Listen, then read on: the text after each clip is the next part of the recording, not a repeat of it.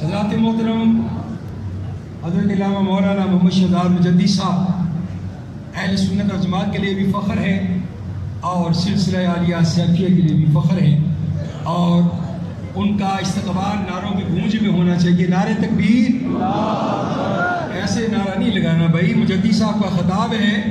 میں نے اکثر دیکھا لوگ دیکھ کے تقریر کرتے، وہ بھی ٹھیک ہے، لیکن آج تک میں نے مجدی صاحب کو دیکھ کر تقریر کرتے ہوئے نہیں دیکھا۔ تو استقبال گونج کے ساتھ دیجیے، نعرہ تکبیر۔ ابھی بھی آواز بھی کم ہے، ہاتھ بھی نیچے ہے۔ نعرہ رسالت، پیرچی مبارک، حیدری صاحب مبارک، مولانا صاحب مبارک، حضرت علامہ مولانا محمد شہزاد مجدی صاحب۔ الحمدللہ نحمدہ ونصلی ونسلم علی رسولہ الکریم، اما بعد، اعوذ باللہ من الشیطان الرجیم، بسم اللہ الرحمن الرحیم، کونوا ربانیین، صدق اللہ مولانا العظیم، وبلغنا رسولہ النبی الکریم الامین، ان اللہ وملائکتہ یصلون علی النبی، یا ایھا الذین آمنوا صلوا علیہ وسلموا تسلیما، الصلاۃ والسلام علیک یا سیدی یا رسول اللہ وعلی آلک واصحابک یا حبیب اللہ۔ پڑھیے سارے، یہ بتاؤ ہمارا عقیدہ کیا ہے سیفیوں کا؟ پڑھو پڑھو، الصلاۃ والسلام علیک یا سیدی یا رسول اللہ وعلی آلک واصحابک یا حبیب اللہ۔ یک زمانہ صحبت با اولیاء، بہتر سچ سالہ طاعت بے ریا، ہر کے خواہد ہم نشینی با خدا، ہو نشینت در حضور اولیاء۔ صحبت مجلس پیر میرے دی، بہتر نفل نمازوں، صحبت مجلس پیر میرے دی، بہتر نفل نمازوں، ایک ایک سخن شریف نادا، کردہ محرم رازوں۔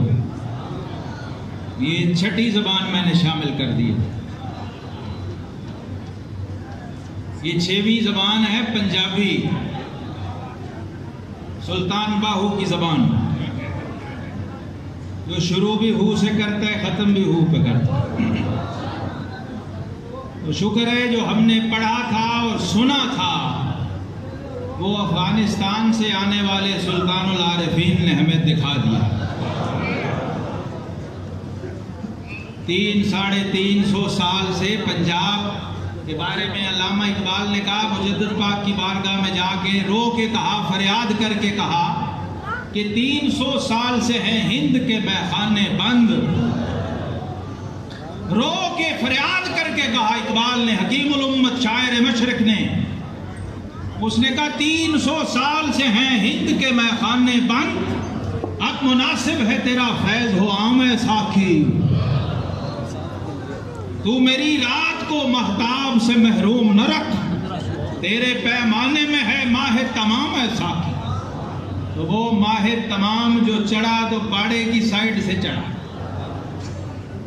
افغانستان سے ہجرت کر کے مطلع پاکستان پہ جلوہ گر ہوا، اور پھر پنجاب کے ایک پنجابی جوان نے فارسی میں لکھا، بس میں اہل عشق رقصاں از نگاہ مست تو، دشت قلبم شد گلستاں از نگاہ مست تو، محفل جذب و جنون و ذوق و شوق و ہاؤ ہو، محفل جذب و جنون و ذوق و شوق و ہاؤ ہو، پیر من سیف رحماں از نگاہ مست تو۔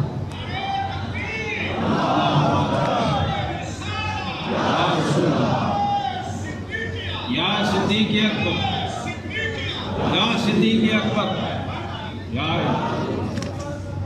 آج ہماری خوشبختی سعادت مندی ہے، ایک بار پھر ہم جانشین پیر ارچی مبارک حضرت صاحب دادا والا شان پیر طریقت رہبر شریعت زیب مسند روحانیت و معرفت و ولایت صاحبزادہ محمد سعید صاحب حیدری دامت برکاتہم العالیہ اور شیخ الحدیث والقرآن حضرت صاحبزادہ پیر مولانا محمد حمید جان صاحب دام ظلہ وزید شرف، اور مبارک صاحب کے صاحبزادگان، ان کے لخت جگر، نور نظر اور جگر گوشے، اور ان کی معنوی اولاد، ان کے روحانی بیٹے اور ان کے خلفاء اور ان کے تربیت یافتہ مرید ان کی زیارت کر رہے ہیں، وہ یہاں جلوہ گر ہیں۔ بڑی سعادت اور اعزاز ہے، یہ نسبت بڑی نادر اور نایاب نسبت ہے۔ یہ نسبت صدیقی، نسبت جعفری اور نسبت نقشبندی، یہ آج نسبت سیفیہ کے روپ میں ہمارے سامنے جلوہ گر، جو غار ثور میں لنگر بٹا تھا، جس میں دوسرا کوئی شریک نہیں تھا، ایک ہی سینہ تھا جس نے اس فیض سے اپنے وجود کو سیراب کیا تھا، اور اس سر کو، بلکہ سر الاسرار کو اور اس نسبت خاصہ کو اپنے سینے میں سمویا، محفوظ کیا، اور ان اللہ معنا کی سند پائی بارگاہ رسالت مآب صلی اللہ تعالی علیہ وسلم سے۔ تو خلیفۃ الرسول بلا فصل، یار غار و مزار، امام الصحابہ، رئیس الصدیقین، سیدنا صدیق اکبر رضی اللہ تعالی عنہ سے یہ نسبت چلی ہے، اور اس نسبت کی شان کا اندازہ لگانا ہو تو یا فاروق اعظم سے پوچھو یا شیر خدا سے پوچھو۔ سیدنا امیر المومنین فاروق اعظم رضی اللہ عنہ فرماتے ہیں کہ پہلے میں صدیق اکبر سے مسابقت کرتا تھا، مقابلے کی کوشش کرتا تھا، آگے نکلنے کی کوشش کرتا تھا، لیکن جب مقام صدیق اکبر مجھ پہ کھلا تو پھر میں نے مقابلے کی بجائے صدیق اکبر کی پیروی شروع کر دی، آپ کے نقش قدم پہ چلنا شروع کر دیا، اور پھر یہ راز مجھ پہ کھلا کہ اے عمر، تو صدیق کی برابری تو کیا؟ آپ نے کہا یا لیتنی کنت شعر صدر ابا بکر، اے لوگوں کاش میں عمر بن خطاب نہ ہوتا، میں صدیق اکبر کے سینے کا ایک بال ہوتا۔ حضرات گرامی قدر، آپ جانتے ہیں صحابی کی شان اور مقام کیا ہے؟ حضرت امام ربانی سیدنا مجدد الفسانی رضی اللہ عنہ فرماتے ہیں کہ صحابی کے مقام کا اندازہ اس مثال سے لگاؤ، حضور صلی اللہ تعالی علیہ وسلم کے سب سے کم درجے کے صحابی کی شان کا اندازہ اس مثال سے لگاؤ۔ فرماتے ہیں کہ جہاں سیدنا اویس کرنی کے مقام کی انتہا ہوتی ہے، جہاں اویس کرنی رضی اللہ عنہ کے مقام کی انتہا ہوتی ہے، وہاں سے حضرت وحشی بن حرب رضی اللہ عنہ کے مقام کی ابتدا ہوتی ہے۔ آپ سوچئے جو سب سے پیچھے کھڑا ہے، جب اس کی شان یہ ہے تو جس ہستی کو امام الانبیاء نے اپنے مصلی پہ اپنے سامنے کھڑا کیا ہو اور امام بنایا ہو سارے صحابہ کا، اس کی شان سبقت و اولیت کا عالم کیا؟ سیدنا علی المرتضی شیر خدا، باب مدینۃ العلم کرم اللہ وجہ الکریم، منبر پہ قسم کھا کے کہتے تھے، لوگوں ابو بکر کو صدیق کسی اور نے نہیں کہا، ابو بکر کو صدیق میرے رب نے خود فرمایا، اور یہ لقب فرمایا زمینوں سے نہیں آیا، آسمانوں سے آیا۔ اور شیر خدا فرماتے ہیں حَلْ أَنَا إِلَّا حَسَنَةٌ مِّنْ حَسَنَاتِ أَبِي بَكْرٍ، فرمایا لوگو تم مجھے ابو بکر پہ فضیلت دیتے ہو، علی سے پوچھو۔ پیر نصیر صاحب گولڑے والے، پیر مہر علی شاہ صاحب رحمت اللہ علیہ کے پڑپوتے ہیں، خود سید زادے ہیں، وہ کہتے ہیں جو پست ذہن ہو یہ اس کے بس کی بات نہیں، جو پست ذہن ہو یہ اس کے بس کی بات نہیں، علی سے پوچھ کہ کتنا عظیم تھا صدیق، علی سے پوچھ، علی کو بتا نہیں۔ آج لوگ علی کو بتانے کے چکر میں ہیں، علی کو رب نے اس لیے بنایا ہے کہ اس سے پوچھو، اسے بتاؤ نہیں۔ فَاسْأَلُوا أَهْلَ الذِّكْرِ إِن كُنتُمْ لَا تَعْلَمُونَ، وہ باب مدینۃ العلم ہیں، ان کے علم میں اضافہ نہ کرو، ان سے علم کی خیرات لے کے اپنے علم میں اضافہ۔ حضرت شیر خدا علی المرتضیٰ کرم اللہ وجہ الکریم، آپ نے لوگوں کو یہ تعارف کروایا کہ یار غار و مزار کی شان کیا ہے، ان کا مقام کیا ہے اور ان کا مرتبہ کیا ہے، خود کیا اور اپنی اولاد کو یہ عقیدہ دیا، اپنے ماننے والوں کو دیا۔ صحیح بخاری میں امام بخاری اس روایت کو لائے ہیں، حضرت محمد بن حنفیہ رضی اللہ عنہ حضرت علی کے بیٹے ہیں، آپ نے پوچھا ابا جان اس امت میں رسول اللہ صلی اللہ علیہ وسلم کے بعد خیر الناس بعد رسول اللہ صلی اللہ علیہ وسلم کون ہے؟ تو شیر خدا علی المرتضیٰ نے فرمایا ابو بکر صدیق۔ پوچھا حضور بیٹا پوچھ رہا ہے باپ سے، حضور اس کے بعد؟ فرمایا عمر بن خطاب رضی اللہ، اس کے بعد فرمایا عثمان ذو النورین۔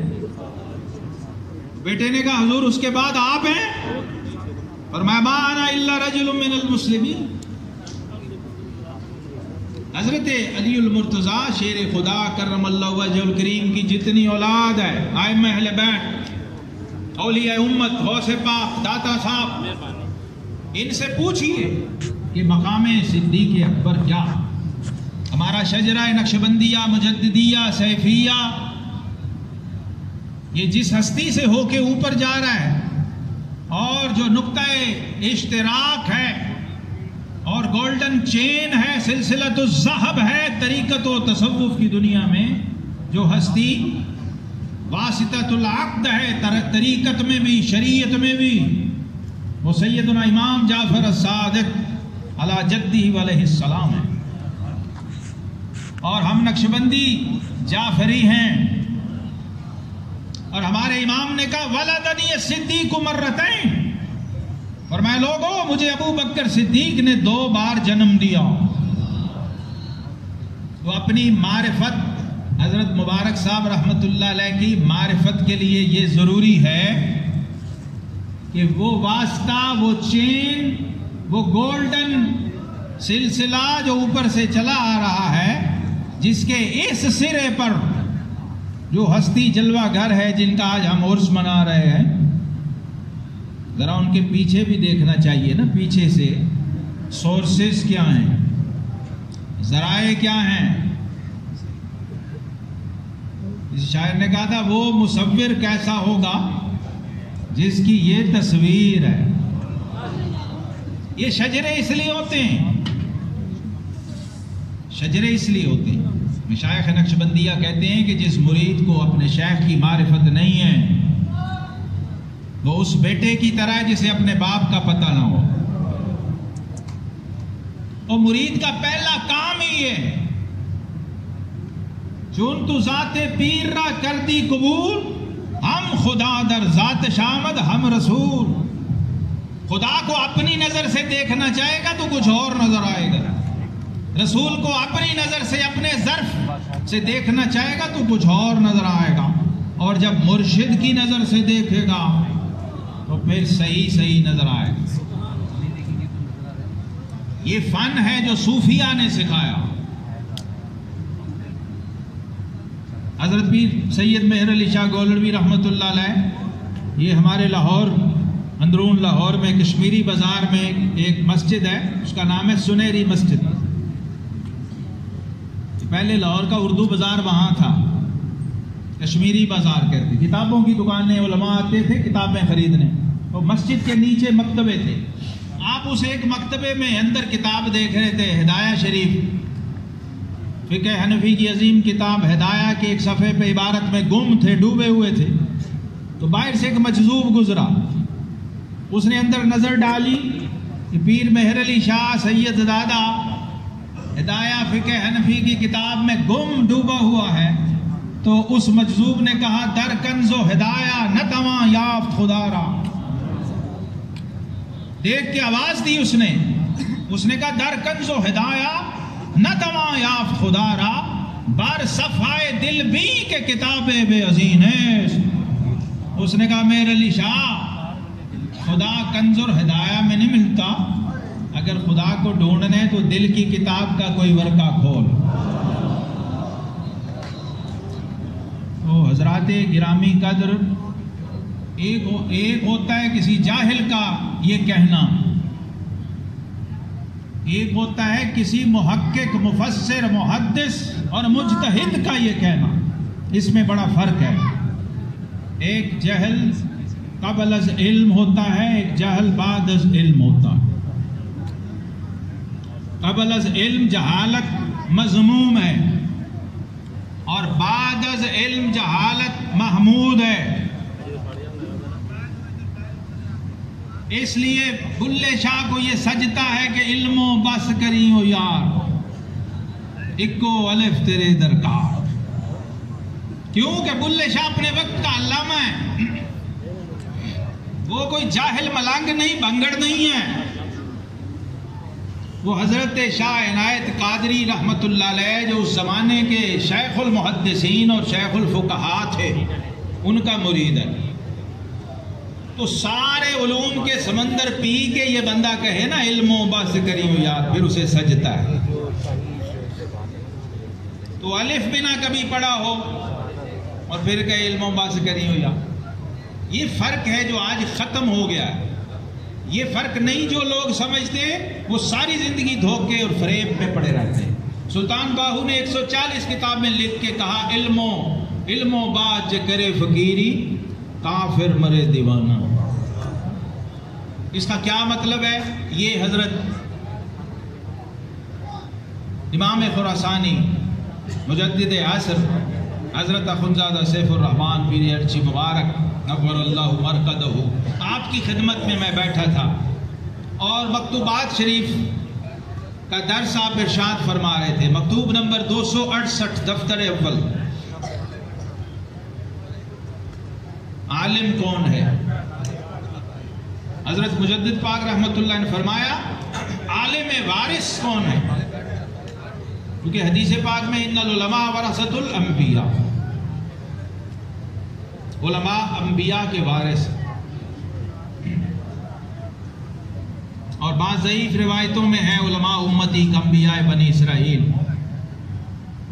جو بالمعنی درست ہے یہ روایت۔ ویسے کسی حدیث کی مستند کتاب میں یہ حدیث نہیں، تو نہ ہی نبی کریم علیہ السلام سے یہ الفاظ ثابت ہیں، لیکن بعض کتابوں میں یہ آئے۔ تو معنی اور مفہوم یہ ہے کہ علماء انبیاء کے وارث ہیں۔ تو آپ نے فرمایا کون سا عالم ہے جو نبیوں کا وارث ہے؟ کون سا عالم ہے جس کے پاس علم احکام اور علم اسرار دونوں سے حصہ ہو؟ انبیاء کرام علیہ السلام کی وراثت کیا ہے؟ وَيُعَلِّمُهُمُ الْكِتَابَ وَالْحِكْمَةَ وَيُزَكِّيهِمْ، وہ قرآن کی تعلیم دیتے ہیں، حکمت کی تلقین کرتے ہیں اور تزکیہ نفس کرتے ہیں، علم ظاہر اور علم باطن۔ حضرت مبارک صاحب رحمت اللہ کی بارگاہ میں بیٹھ کے ہمیں یہ شعور نصیب ہوا، اور فرمایا جو صرف عالم ظاہر ہے وہ بھی کامل وارث نہیں، اور جو صرف عالم باطن ہے، صوفی ہے، احکام شریعت کا علم نہیں رکھتا، وہ بھی وارث نہیں، وراثت سے محروم ہے۔ کامل وارث کون ہے؟ حضرت امام مالک رحمت اللہ کا آپ نے ارشاد سنایا اور اکثر پڑھتے تھے، جسے ملا علی قاری مرکات میں لائے ہیں، اکثر یہ پڑھا جاتا تھا اور تعلیم دی جاتی تھی ہمیں سلسلے کے وابستگان کو کہ جس شخص نے علم فقہ پڑھا اور علم تصوف نہ پڑھا، فرمایا وہ فاسق ہو گئی، نافرمان ہوا۔ جس نے علم تصوف پڑھا، علم شریعت اور علم فقہ نہ پڑھا، وہ زندیق ہوا۔ من جمع بینہما فقد تحقق، جس نے دونوں کو جمع کر لیا وہ محقق ہو گیا۔ سلسلہ سیفیہ میں آپ کو بتا دوں کیا ہے۔ سلسلہ سیفیہ نعتوں کا نام نہیں ہے، سلسلہ سیفیہ تقریروں کا نام نہیں ہے، سلسلہ سیفیہ صرف بیٹھ کے ہو کرنے کا نام بھی نہیں ہے۔ سلسلہ سیفیہ کمال تحقیق کا نام ہے۔ مجھے جو سمجھ آیا ہے سلسلہ سیفیہ وہ ان دونوں سے اوپر ہے، وہ ہے مقام تحقیق۔ اور میرے شیخ اور میرے مرشد اس میں کتنی دقتیں نظر رکھتے تھے، ابھی صاحبزادہ مفتی بشیر صاحب آپ کو بتا رہے تھے، آپ کا عمل کتنا قوی تھا اس کی مثال دے رہے تھے۔ اور عمل کی بنیاد علم ہوتا ہے، علم راسخ نہ ہو، مضبوط نہ ہو تو علم کبھی راسخ اور مضبوط نہیں ہوتا۔ عمل میں پختگی علم کی پختگی سے آتی ہے۔ علم دو طرح کا، ایک تقلیدی ہے، ایک تحقیقی ہے۔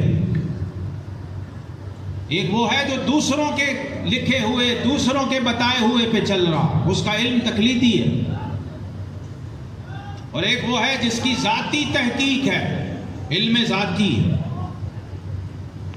حضرت مبارک صاحب رحمۃ اللہ علیہ اس میں کتنے حساس تھے، اس کی بے شمار مثالیں ہیں۔ اس پر تو تھیسز ہو سکتے ہیں، کتابیں لکھی جا سکتی ہیں اور لکھی جانی چاہیے تاکہ سلسلے کے لوگوں کو پتہ لگے کہ سلسلہ سیفیہ ہے کیا۔ جب ہمیں خود کوئی نہیں پتہ ہوگا تو باہر والوں کو ہم کیا بتائیں گے۔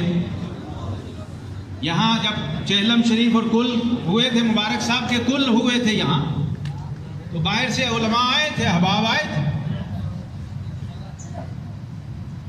تو میں نے ان کو کہا تھا کہ ہم آپ سے معذرت خواہ ہیں کہ ہم ابھی مبارک صاحب کا تعارف آپ کو پیش نہیں کر سکتے، یہ قرض ہے ہمارے اوپر،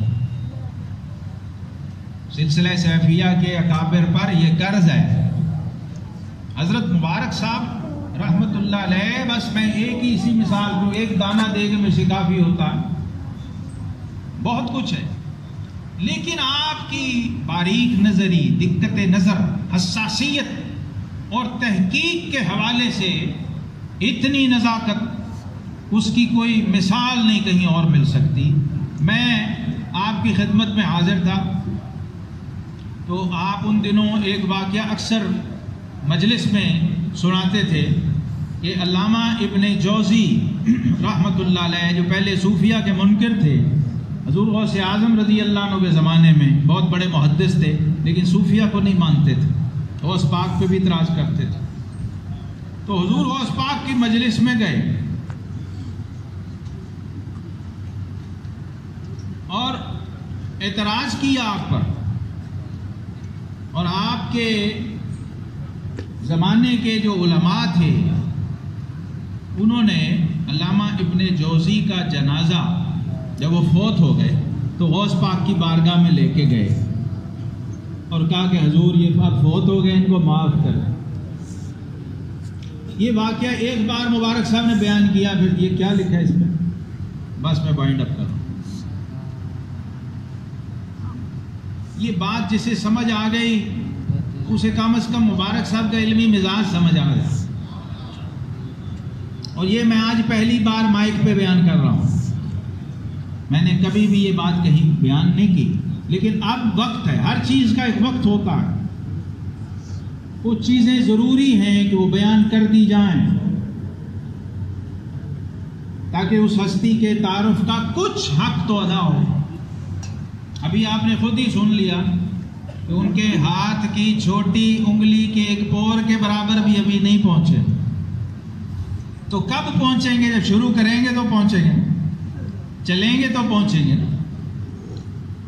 تو دوسری بار پھر میں گیا، یہی واقعہ بیان ہوا، تیسری بار گیا پھر بیان ہوا. تو میں نے حضرت مبارک رحمۃ اللہ علیہ کی شفقت میرے ساتھ جو تھی وہ ذرا ہٹ کے تھی، غیر معمولی تھی. تو میں بات عرض کر لیا کرتا تھا. میں نے گزارش کی ایک دن کہ حضور یہ واقعہ علامہ ابن جوزی کی وفات کا نہیں ہے، ان کا جنازہ نہیں لے جایا گیا تھا، وہ زندہ تھے جب علماء ان کو لے کے گئے. آپ نے توجہ کی اور فرمایا اچھا تم نے کہاں پڑھا ہے؟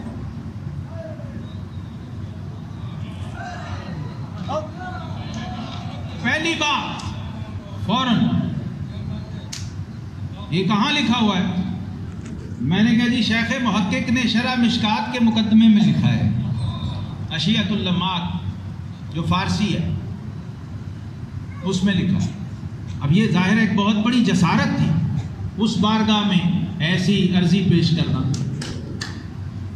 لیکن میں نے کہا جی یہ آپ کی تربیت فیض اور نگاہ ولایت کا اثر ہے کہ میں آپ سے یہ عرض کر رہا ہوں تاکہ آپ کی توجہ دلا دوں.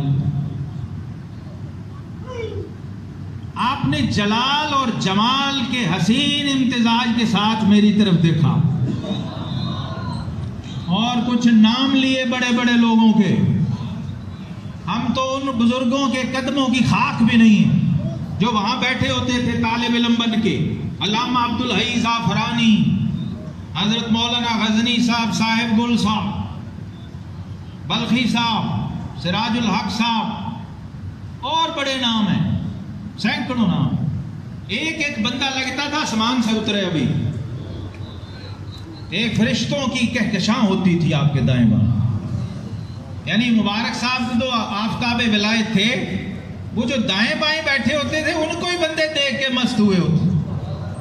عجیب عالم تھا. تو خیر آپ کو میں مثال دینے لگا ہوں. ہمارا پیر کیا تھا؟ ہمارے مرشد کی شان کیا تھی؟ اس کی لائبریری میں اشیعۃ اللمات باہر بھی پڑی ہوئی تھی اور اس کے گھر کی خوابگاہ کے اندر بھی وہ کتاب موجود تھی. آپ یہ ناشتے کے بعد کا وقت تھا، گھر اندر تشریف لے گئے جو آپ کے آرام کا وقت ہوتا تھا. سب کو پتا ہے کہ اس وقت مبارک صاحب آرام فرماتے تھے. میں اجازت لے چکا ہوا تھا خوف کی وجہ سے، غلبہ جلال تھا، میں اجازت لے چکا تھا کہ میں جاؤں. میرے اندر بھی اتنی تاب اور ہمت نہیں تھی، اتنا سٹیمنا نہیں تھا. لیکن حضرت مبارک صاحب رحمۃ اللہ تعالی علیہ نے اندر سے بچے کو بھیج کے مجھے واپس بلوایا.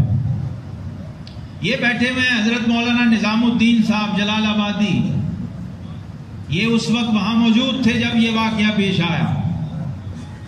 فرمایا مولانا نظام الدین صاحب کے ساتھ مل کے وہ کتاب نکال کے اس کا حوالہ یہاں رکھو. میں اور مولانا صاحب اندر حجرے میں گئے، انہوں نے وہ کتاب نکالی، ہم تیار ہو کے بیٹھ گئے نشان وغیرہ لگا کے. لیکن حاضرین محترم، جب وہ آفتاب تحقیق اپنے کاشانہ ولایت سے طلوع ہوا تو حضرت مبارک کے اپنے ہاتھ میں اس وقت اشیعۃ اللمات موجود تھی. یعنی اندر سے آپ وہ ساری پڑھ کے مطالعہ فرما کے پھر باہر تشریف لائے اور بیٹھتے ہی مجھے شاباش دی